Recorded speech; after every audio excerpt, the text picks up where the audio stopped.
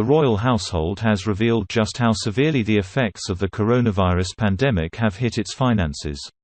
The firm lost just over half its annual income outside of government funding after being forced to shut its doors to visitors owing to the COVID-19 crisis.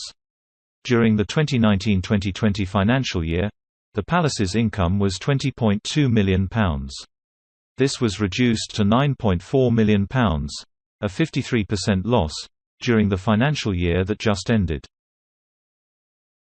Buckingham Palace said the loss was largely reflecting the impact of COVID-19 on the ability of Royal Collection Trust (RCT) to open the royal palaces for visitors. Much like museums and galleries across the country, the palaces could not be visited for the most part of 2020 and early 2021, whenever a full lockdown was in place. The royal palace also had to abide by government's guidelines to protect their staff and visitors whenever open, which meant implement social distancing and avoid crowding. At the same time, the royal household's costs skyrocketed and came to amount to more than the sovereign grant and the supplementary income earned, with a total net expenditure of £87.5 million, a 26% increase when compared to the previous year.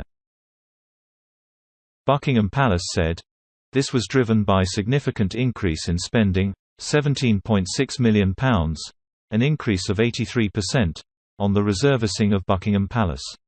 The financial report also noted the total sovereign grant increased from £82.4 million last year to £85.9 million in 2020-2021. This, the report says, is equivalent to £1.29 per person in the UK.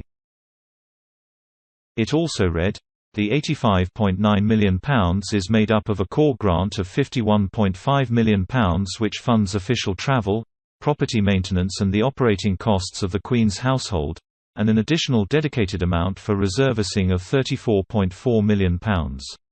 The core grant equates to 77p per person in the UK. Prince Charles has been the member of the royal family to carry out the most expensive trip over the past 12 months.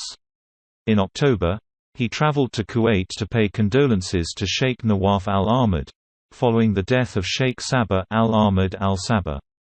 This visit cost taxpayers £58,993.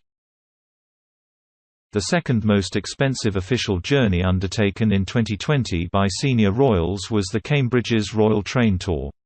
Between December 6 and December 8, Kate and Prince William travelled across Scotland, Wales and England to meet people who have been affected by the pandemic and frontline workers. The cost of the trip resulted in £47,965.